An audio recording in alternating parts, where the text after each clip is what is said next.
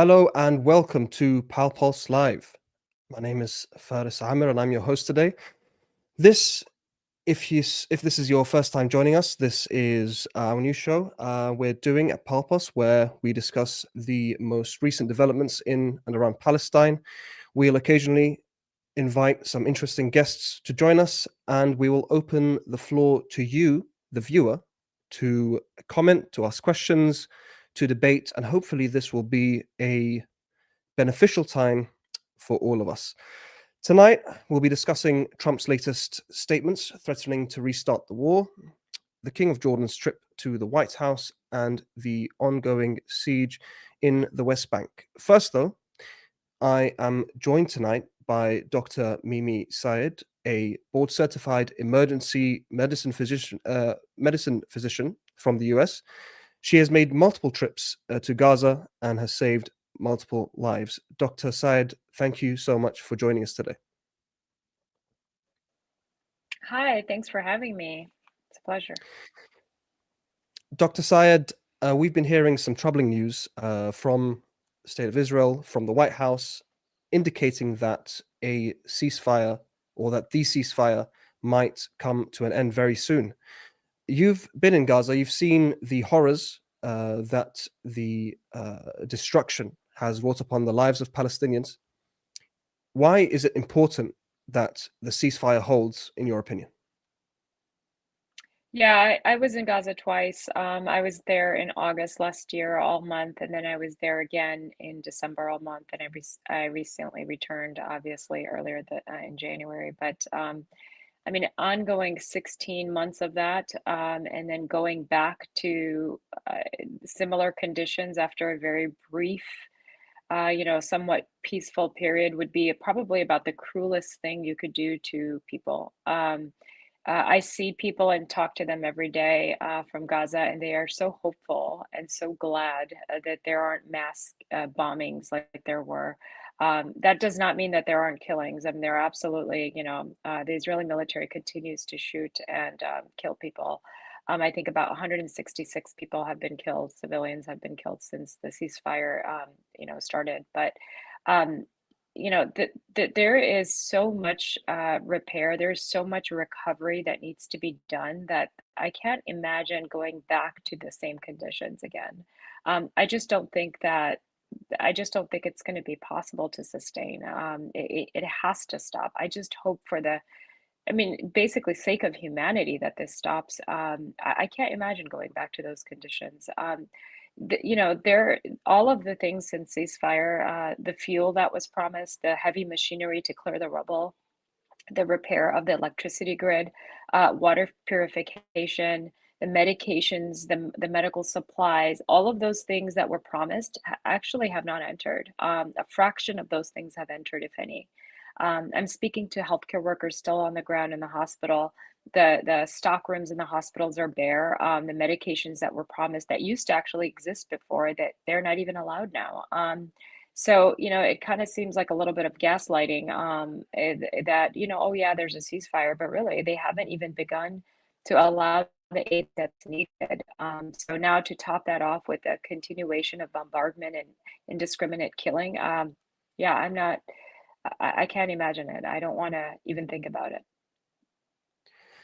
You've mentioned that not much aid has gone in, and even when, especially when the genocide was going on, the medical system had completely collapsed. Could you give us a bit more information about how the medical system is faring, and if they're able to attend to the patients that require the medical aid so urgently?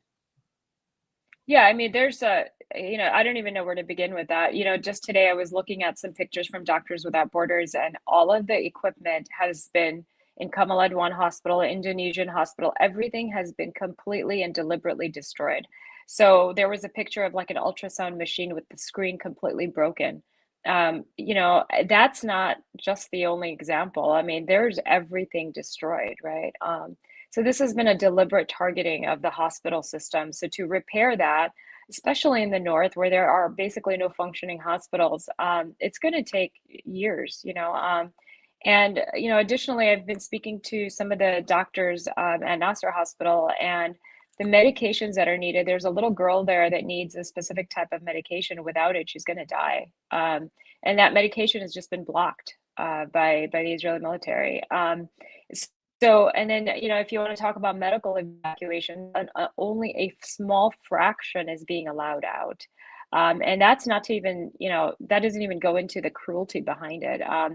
And I'm sure, your viewers have seen this, but there are families being separated. Just it's very cruel to ask a mother to separate from her child so that she can accompany her other child for medical treatment and leave all of her other small children behind, or not allowing a father to accompany their children or his children.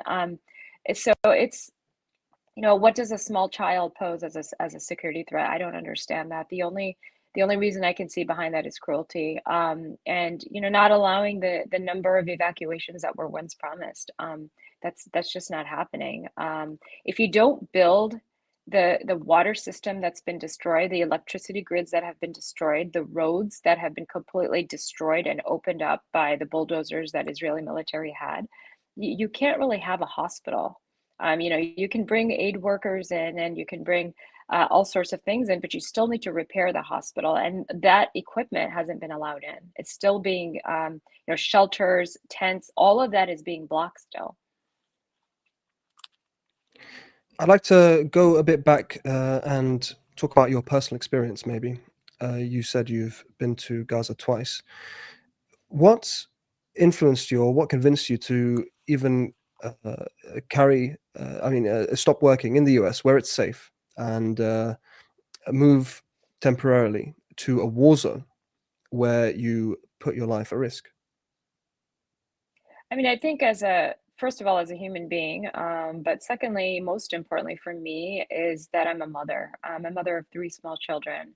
And I was like other people, just kind of live stream watching these atrocities happening to small children, these helpless children, and the world ignoring it. And I have the skills that were needed at the time. An emergency physician. I have trauma experience. And when I went in August, I mean, I could never have prepared for what I saw. I don't think anybody prepares for that. It doesn't matter what kind of training you have. You don't prepare for dozens of dead children arriving in your emergency department on a daily basis, multiple times a day. There's just no training that prepares you for that. That's not natural. You can have one small mass casualty of children in a school bus that, rolls over and they come into your emergency department. But that's kind of like a one-time deal. It hopefully never happens again. But in Gaza, that happens multiple times a day, every single day. It happened for 4 weeks. And for the people in Gaza, for the healthcare workers, that was happening for, straight a whole year at the time. So, that what I witnessed was something that I don't think anyone could ever imagine seeing, no matter how trained or how, what kind of training they have, what kind of background they have. Is there anything in particular that you saw during your time in Gaza which made you think this is more cruel than anything you could imagine? This is different to anything you've seen before. Yeah, I mean, I think that all of us, yeah, I don't want to speak for my colleagues, but I think we've all talked. And when you get there, when you enter Gaza, you know that there is something wrong, right? This is not a normal war zone. Everything is destroyed. Every single building is damaged. It's basically rubble. Everything is rubble. You look around. I think one of my colleagues had mentioned that, he was, in Khan Yunis and he could see the sea, which means that there's no buildings between him and the sea. And everything is destroyed. And when you get there, you see children walking around unattended, no adult to be found anywhere, small children. I'm not talking about adolescents or anything. I'm talking about like a 2-year old, a 1.5-year old, walking around with like a 5-year-old. That's just not normal. And this is not a population that was like this before. This happened to them instantly overnight. And something, you asked me, is there something that I noticed was odd? Yeah, absolutely. Um, Children showing up daily, multiple times a day with bullets in their head, in their chest, in their abdomen. It's a little odd. Um, I didn't see it happen, but I can certainly tell you with logic, that's a sniper or that's a drone sniper. That's being done deliberately. I can't imagine that only children are being shot in the head on accident or in crossfire. That just logically doesn't make any sense.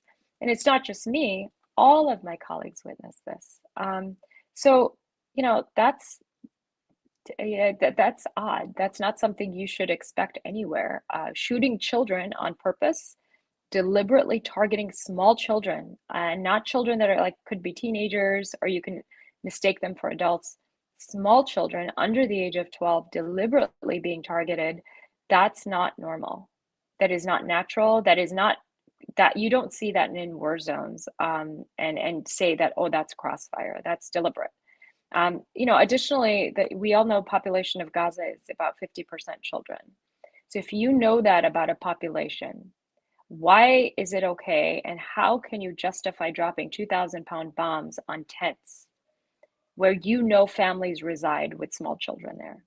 So even if you want to use the illogical argument that, oh, that's crossfire, we're not targeting children, how could you drop bombs like that on children when you know that population is 50% children?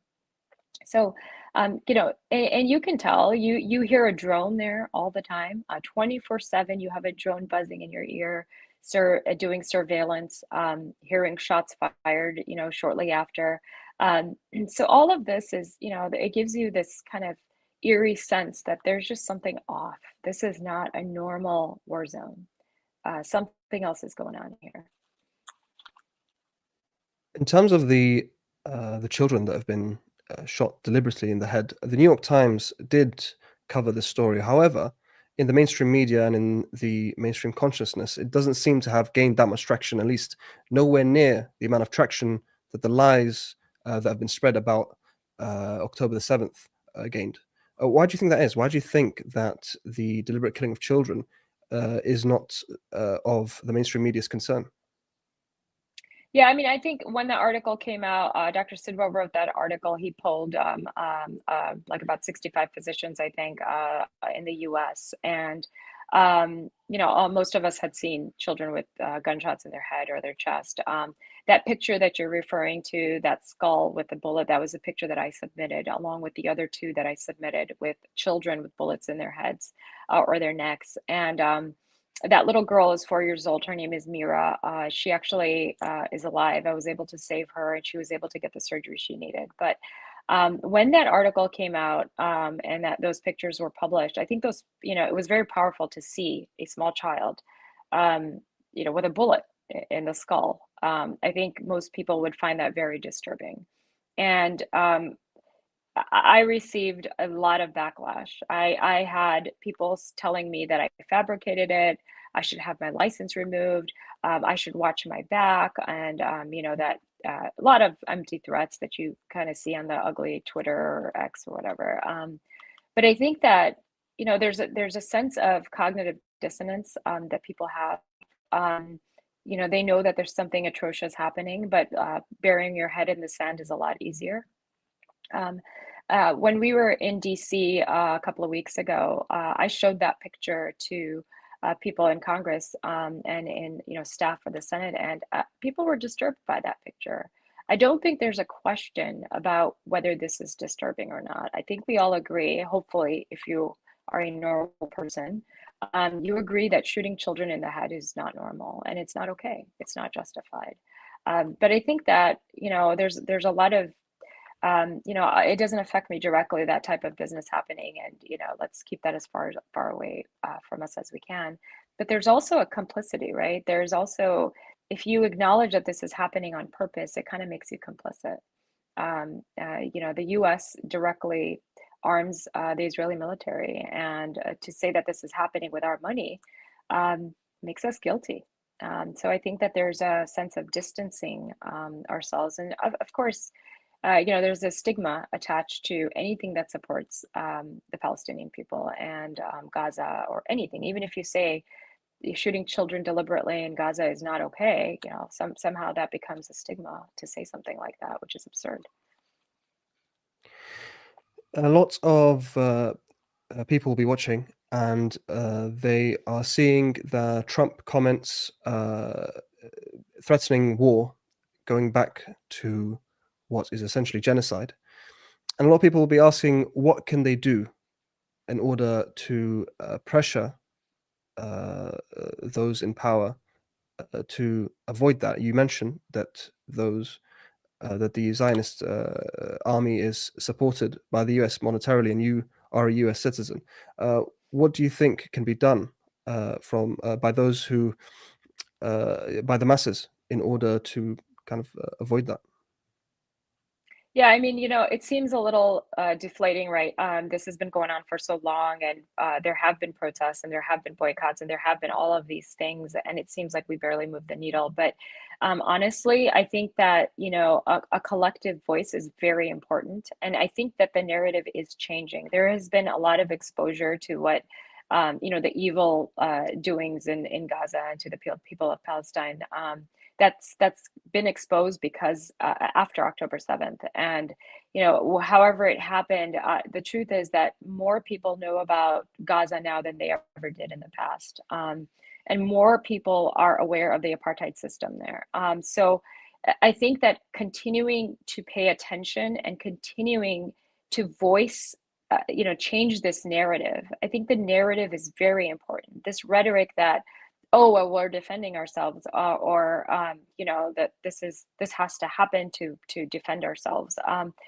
This is obviously, that's absurd, right? There are no civilians that are being safe there. I mean, they're not deliberately trying to spare civilians. That's just simply not true. I've heard that rhetoric in the news quite often, that we are the most moral army and we are trying to spare as many civilians as we can. Well, that's just simply not true. It's absolutely not true. And the Western media saying that is complicit. I mean, it actually contributes to this.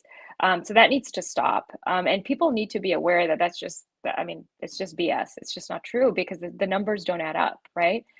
If you're deliberately trying to spare civilians, then how come is it that every single physician that went there, every doctor that went there, saw over 70% women and children and 100% civilians? We lived in the hospital for 4 weeks at a time. I lived there 4 weeks at a time for 2 times in 2 different parts of the year in 2 different hospitals. Never did I see any militants, combatants, weapons. You would have thought that, oh, some member of Hamas would have been injured and brought in. Never, it just never happened. I was in that hospital day and night, 24/7. We worked all hours of the day. We worked at night, we worked in the morning. We spoke to everybody there, all of the locals. You would have heard something. We had access to every part of the hospital. So it never happened. And to say that there are, members of Hamas inside of the hospital and that's why we bombed it, it's a lie. I That's all I can say. It's just not true, because they weren't there. And you could say, oh well, it's a coincidence they weren't there in August or in December when I was there. Why did Kamal Adwan get completely under siege and the healthcare workers detained illegally without any reason? Why was Alexa bombed a few weeks before I got there? There was nobody there. That rhetoric is just not true. And I think that people need to wake up and understand that that's just being used as an excuse. And keep voicing that, because the narrative has to change. It has to change in mass. It has to change collectively. And this whole ceasefire disguise that, oh, it's ceasefire, therefore we can look away and stop paying attention. Absolutely not. That is the most important time to actually pay attention and continue to be aware of what's happening, despite this whole ceasefire.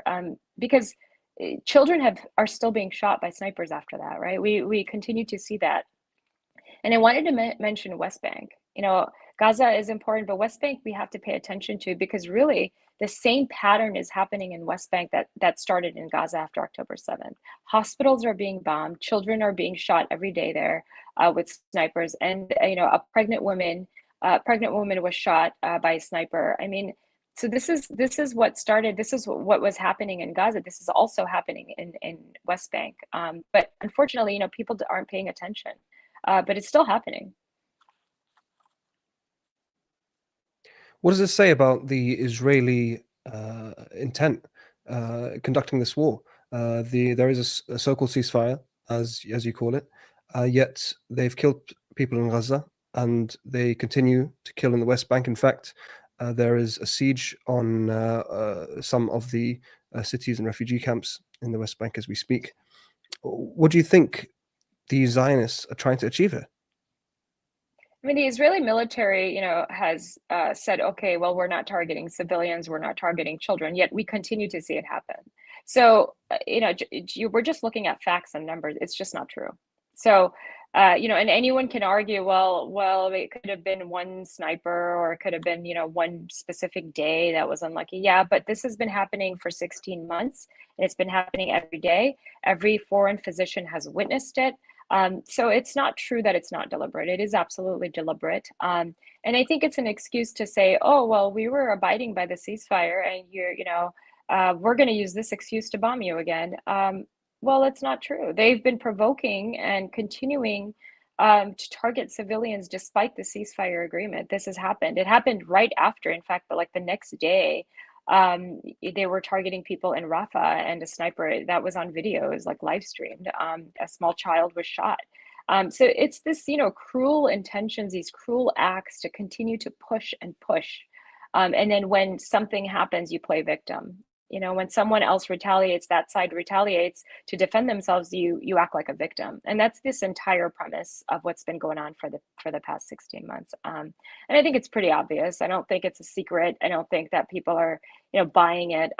You have to deliberately look away and deliberately deny it. And, that's the only conclusion I can make.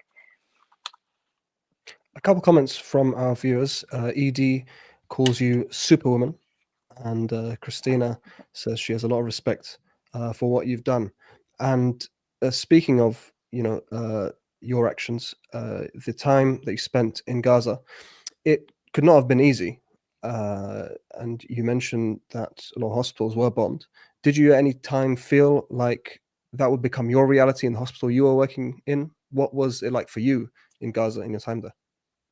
Oh, 100%. I think none of us are safe there. There's nobody that can be spared. Nobody's immune to any of it. Historically, healthcare workers are protected in conflict zones. But in Gaza, it's the opposite. And I think we all know that, healthcare workers are targeted specifically on purpose. There was a bullet hole in every single ambulance there that we saw. And when you ask the workers, what happened, they're like, oh yeah, we got shot by a sniper or a drone.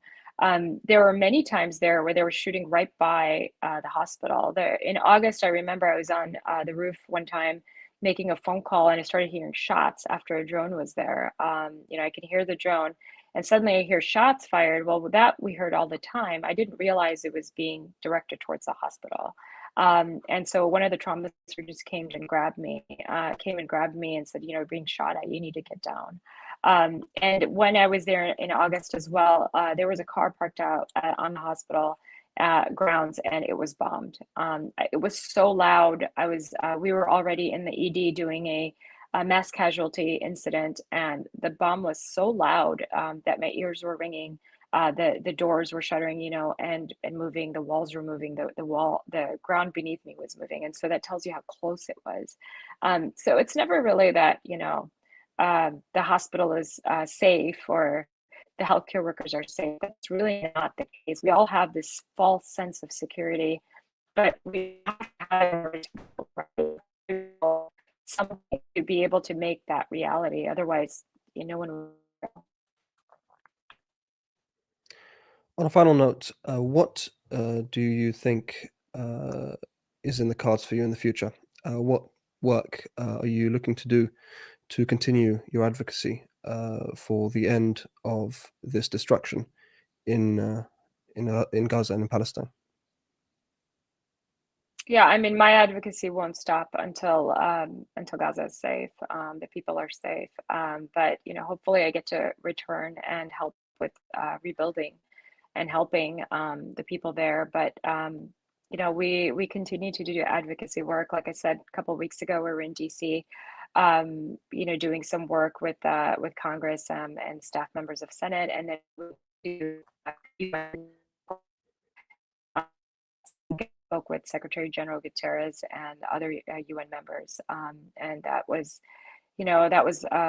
very reassuring. So I will continue. I will not stop until my last breath. I just can't. As a mother, I can't. I can't um, sleep at night knowing that there are mothers in Gaza that don't get the same security, same safety for their children that I do for my children. And frankly, it's just not fair. Just because I'm in a different part of the world, I was born in a different part of the world, that I have that safety for my children and the mothers of Gaza don't. That's simply not okay. And I refuse to raise children in a world that happens. Dr. Mimi Syed, board certified emergency medicine physician from the US. Thank you so much for joining us tonight. Absolutely. Thank you. So that was our first segment. Dr. Syed is honestly one of the most inspiring people that I've had the pleasure of speaking to. And we hope that we can speak to her again. We're going to move on to our next story now.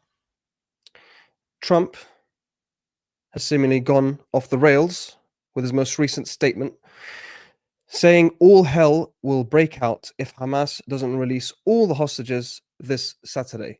We've got a clip here for you.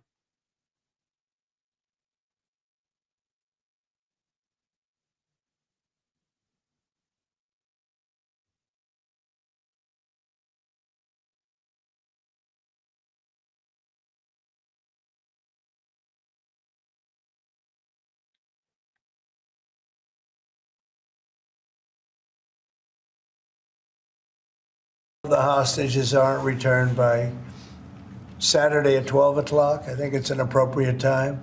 I would say cancel it and all bets are off, and let hell break out. I'd say they ought to be returned by 12 o'clock on Saturday, and if they're not returned, all of them, not in drips and drabs, not 2 and 1 and 3 and 4 and 2. Saturday at 12 o'clock. And after that, I would say all hell is going to break out. Mr. Trump, this was not the deal, right? The deal was to release a certain amount of hostages in return for Palestinian hostages kept in Israeli dungeons.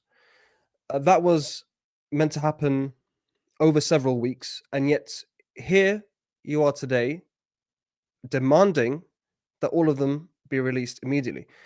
This obviously brings into question America's position as a guarantor of the ceasefire. So fundamentally, this is not part of the ceasefire agreement. And it seems as though Trump enjoys exposing the fact that the US is not a good faith actor. The US is not a good faith broker of peace or of anything beneficial. Trump is saying that that if Hamas doesn't comply with his demands, all hell will break out. God knows what that could mean. Could that mean American soldiers on the ground, boots on the ground from US soldiers? Could that mean that Americans will directly bomb rather than give the bombs to the Israelis to use?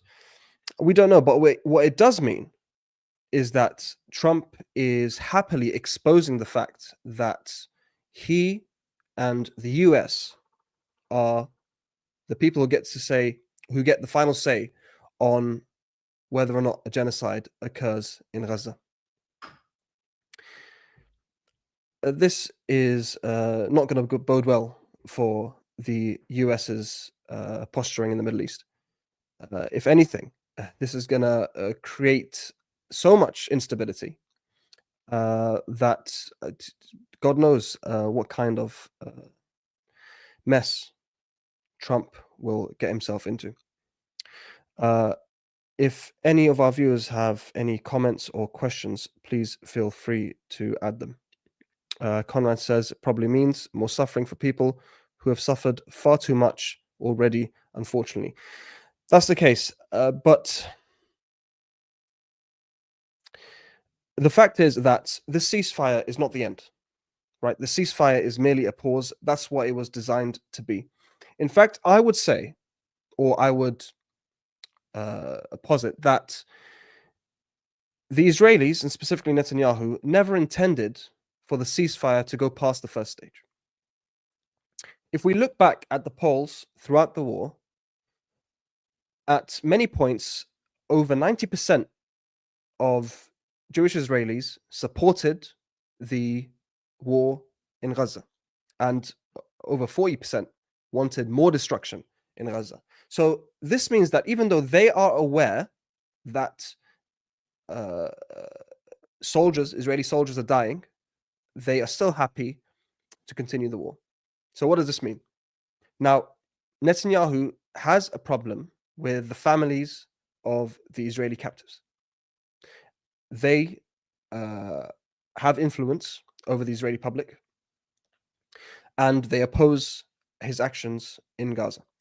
However, if he is able to get the civilians up, so to speak, in the first stage, then I think he might not, or he may believe that he might not get the same amount of opposition if he leaves the active duty soldiers, or the male active duty soldiers, to die as he continues the genocide.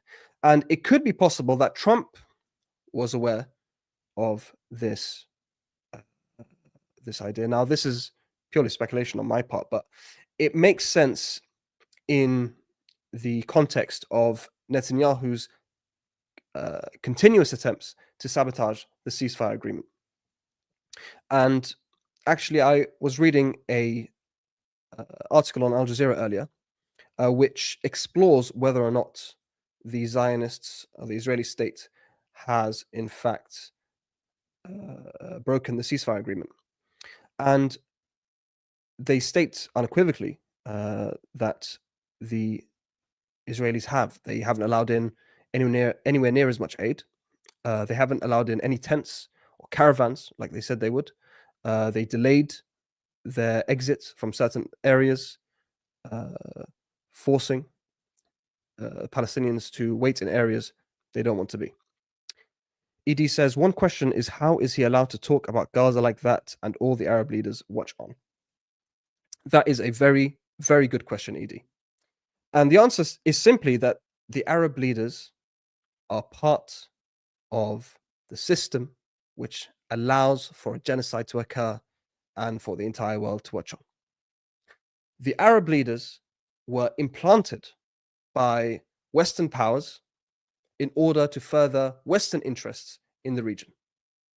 The Arab leaders focus on pushing their own interests and the interests of the West above the interests of the people.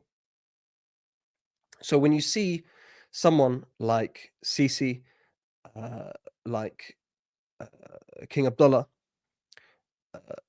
not pushing back too much, and we're going to get to King Abdullah in a second, but when you see that, that's because they are part of the system. However, these players will only bend over backwards so far.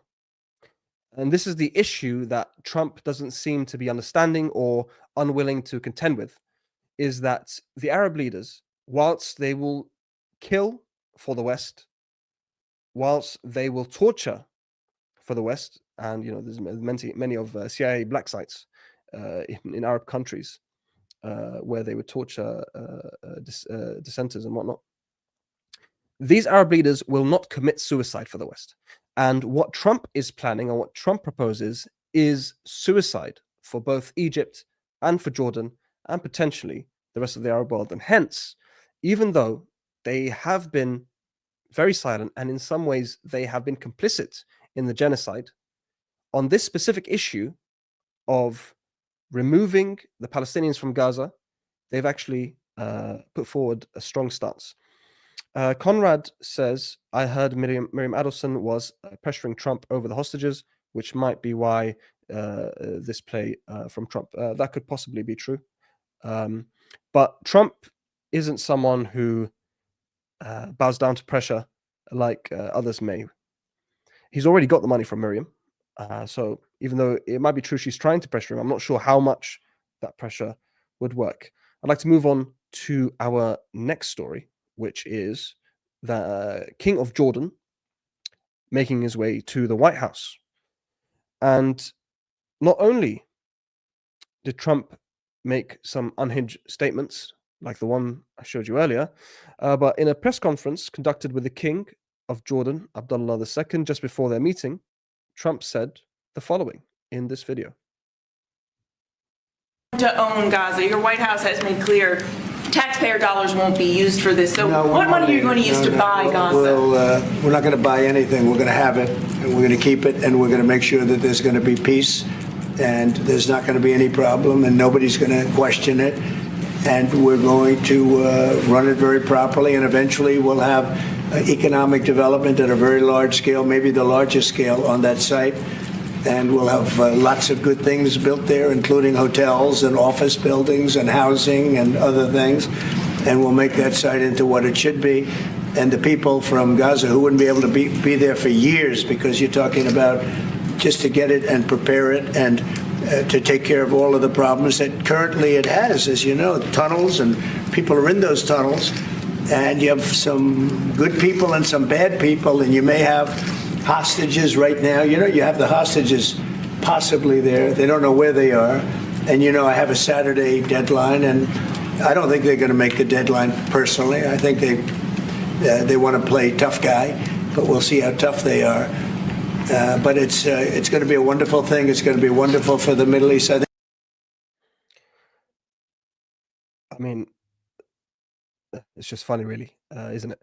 I'd like to remind the viewers, if you disagree with anything I'm saying, feel free to jump in and call me out. But this guy, Trump, he wants to take Gaza as if he already owns it. He said he's not going to buy it. He's just going to have it, and no one's going to say anything.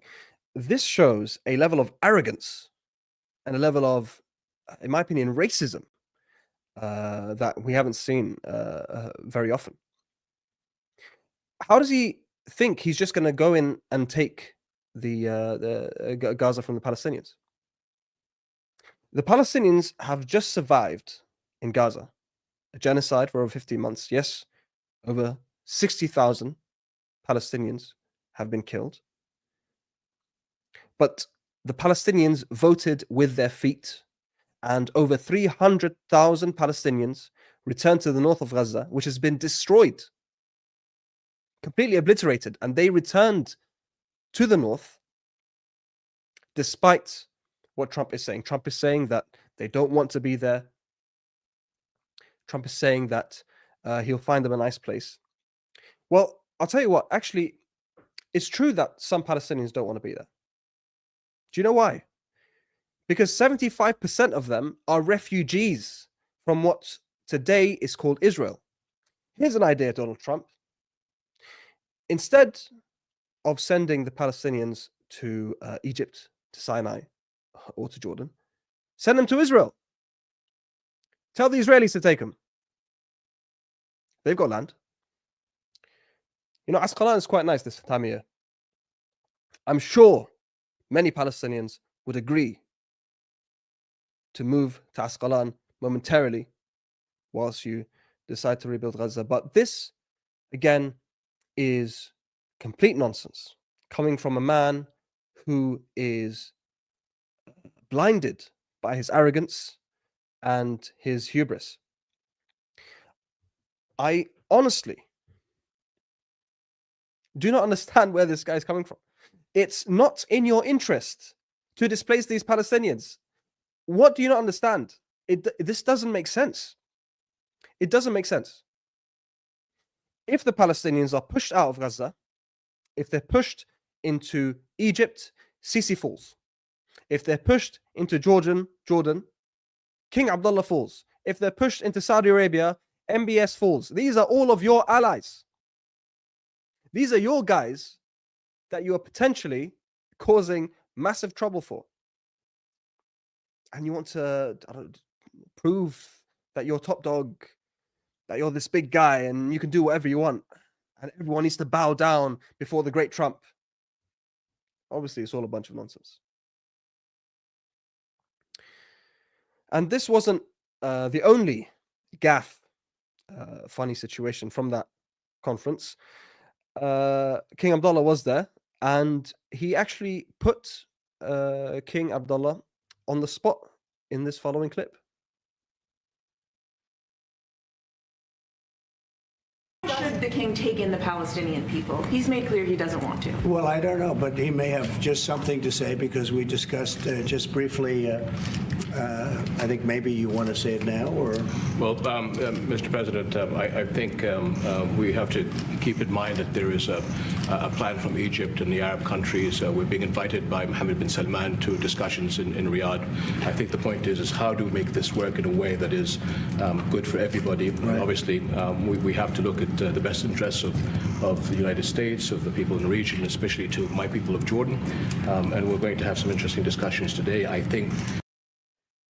Honestly, this is very, very, very sad. I mean, King Abdullah II was putting out some strong statements prior to his visit to the White House. He was saying that the expulsion of Palestinians into Jordan is a red line and is an act of war. That was his statement before he went and visited the Supreme Leader, Donald Trump. The issue with what's going on there is obviously the King of Jordan relies on the US and the West for aid because it's barely a country, really. I mean, it was created by the United Kingdom, called the Emirates of Transjordan in the 1920s, with some collusion from the son of the Sharif of Mecca at the time. And its main purpose for the United Kingdom was to protect the interests of the United Kingdom in Palestine. That's its main purpose. And in 1948, the first King Abdullah of Jordan colluded with the Zionists and future Israelis in order for him to be able to annex a certain part of Palestine, now called the West Bank, and he refused to go further in that war. And today we see that the Jordanian state continues to play its pivotal role in protecting the interests of the West in the region. When the Houthis stopped trade, when in the Red Sea, when they bankrupted one of the Israeli ports, the Jordanians took up the mantle and they helped with the land sea crossing, or I don't know what it's called exactly, in order to get some much needed tomatoes into Israel. Now, with regards to this particular meeting, it is actually understandable in a way, the way that King Abdullah was acting. I mean, obviously he looks very, very sad in that clip. But Trump is the kind of person who doesn't take kindly to being called out in public, especially. And so maybe his strategy was to,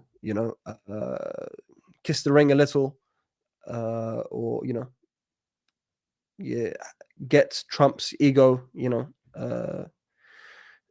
built up a little bit in that press conference. And then when they go into the meeting to actually lay it down in reality. But I'm not sure that was the case. Although now that the Jordanian king has left the White House, it seems that he's gone back to his first strongest stance about the expulsion of Palestinians being a red line.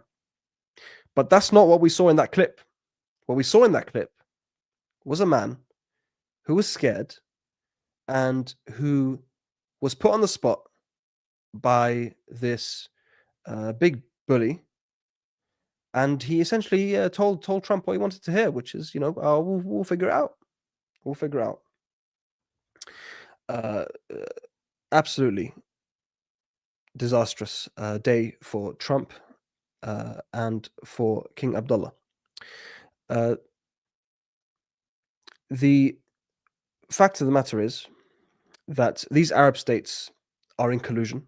They've always been in collusion, and these regimes' existence in a way hinges on Israeli supremacy in the region. Israel's role in the region is to keep Western boots on Arab necks. And these rulers are an extension of that role and of that system. So when we see the Israelis pummel Gaza, commit a genocide without a care in the world, that's because this is a message not only from the Israelis, but from the West, from the US specifically, to the Arab peoples and to the peoples of the world. If you so much as look at us the wrong way, this will happen to you.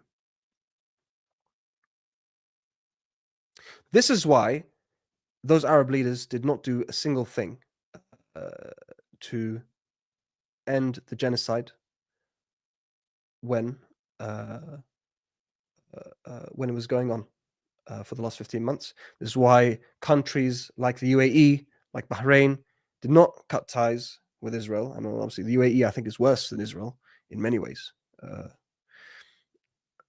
But like I said, these are all members of the same club, and they all have their hands sullied with the blood of Palestinians.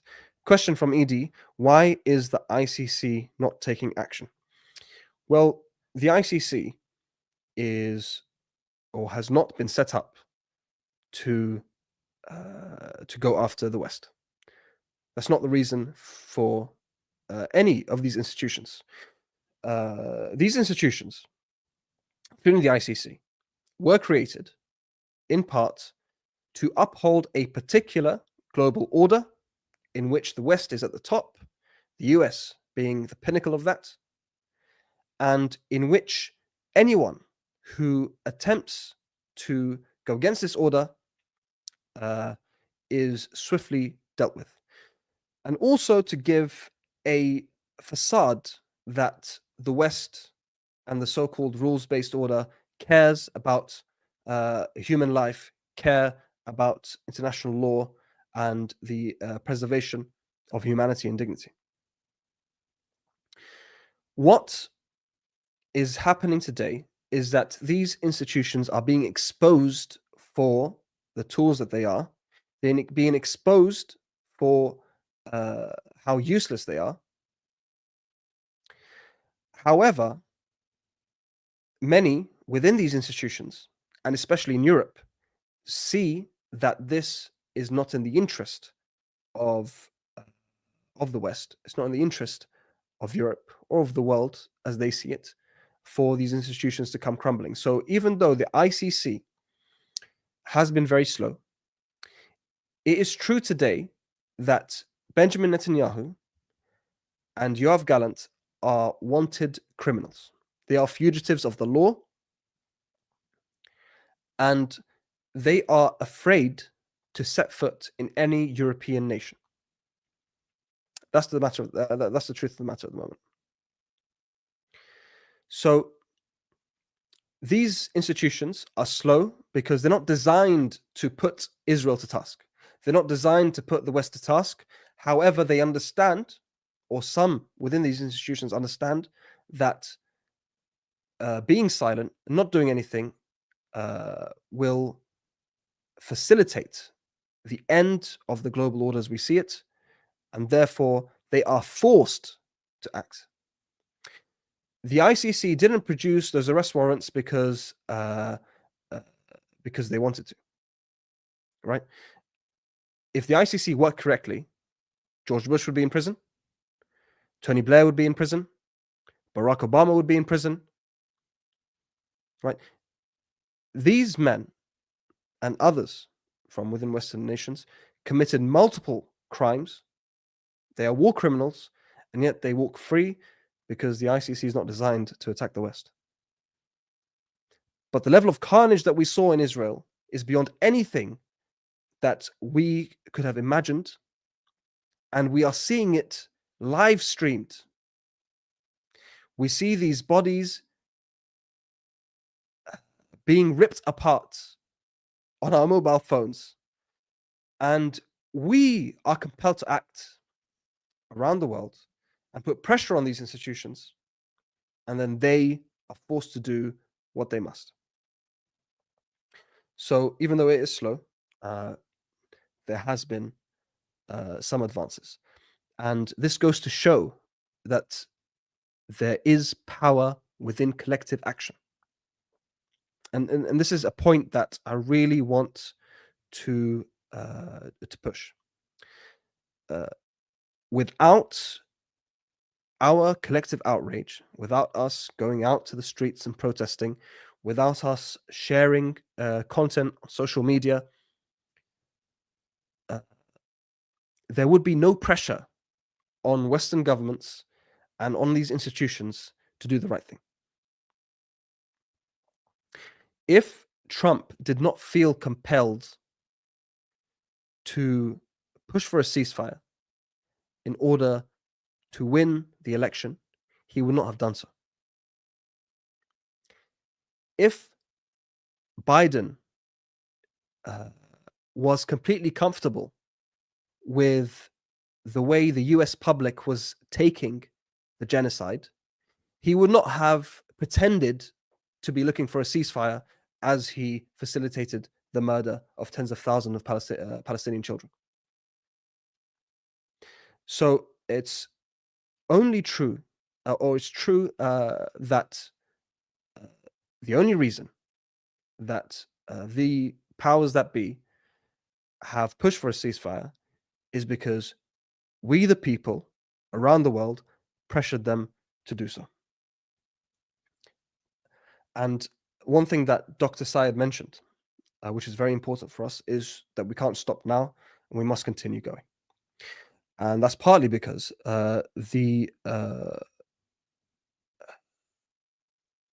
onslaught has not ended. In the West Bank, there are deadly raids almost daily. Al Jazeera reports that the Israeli army has issued a forced evacuation threat for Nur Shams refugee camp as it continues its deadly operation across the occupied West Bank. Israeli forces stormed the camp's Al Aida neighborhood on Wednesday using loudspeakers at a mosque to tell residents to immediately leave the camp, which has been under Israeli siege since earlier this week, the Palestinian Wafa news agency reported. So as you can see, the Zionists are not content with killing tens of thousands of Palestinian children in Gaza. They need to kill more Palestinians in order to fulfill their desires and their dreams. The West Bank is what the Zionists really want. There are plenty of reasons why they see that. The far-right Zionists believe this belongs to them because the Bible says so. Other Zionists believe that it's strategically important in order for them to protect their so-called borders. The West Bank is key to the struggle against Zionist oppression and apartheid. And really and truly, as long as Palestinians continue to exist, and as long as Palestinians continue to stand up to oppression, the Israelis, the Israeli military apparatus, the United States will continue killing Palestinians. And this will continue to be the case until Palestine is free. The fact is that liberation comes at a cost. And the Palestinians today in Gaza and in the West Bank are paying that cost dearly. And to me, it seems as though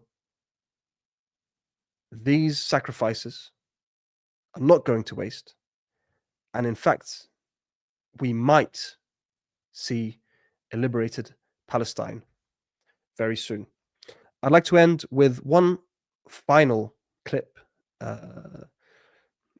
something that I found a little funny. I saw it on Twitter earlier.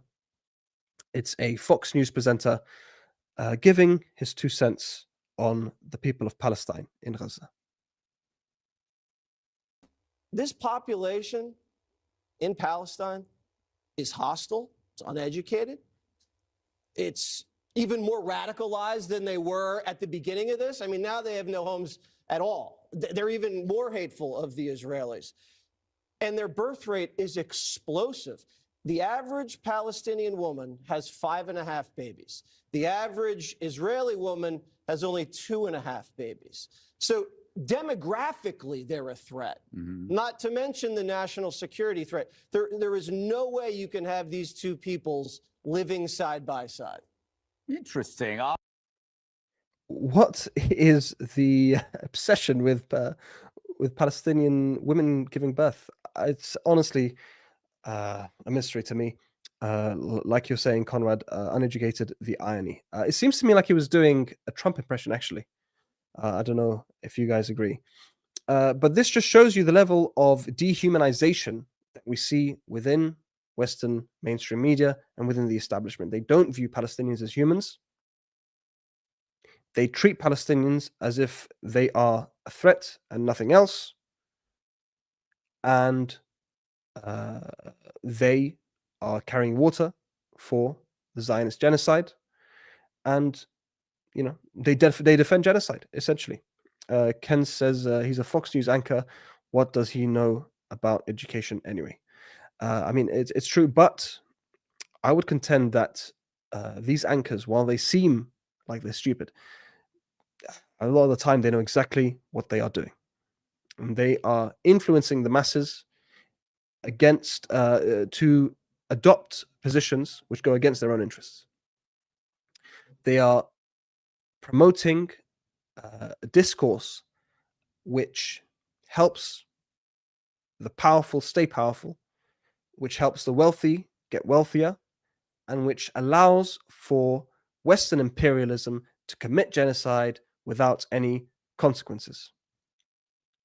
Yes, Sasabil says, great replacement theory, dog whistle. Yes. And it's quite interesting. They want the Palestinians to be expelled from their land, and make them refugees, but they do not want refugees to migrate to the US. They want to talk about expulsion as if it's this positive thing, as if it's a holiday. But what they don't realize is that by making expulsion normalized in discourse and normalized as an action that people can push for, who's to say where this stops? Why do you think it's going to stop at the expulsion of Palestinians? The truth is when you normalize an action that is inhumane, that is immoral, it then spreads to different parts of society. When someone looks at what the Israelis have done in Gaza and they see that they've gone away with it, now they feel emboldened to commit their own war crimes. And they'll say, oh, well, the Israelis did it. Why is it they get to do it? Why is it, I want to commit war crimes. Why is it only the Israelis can commit war crimes, get away with it?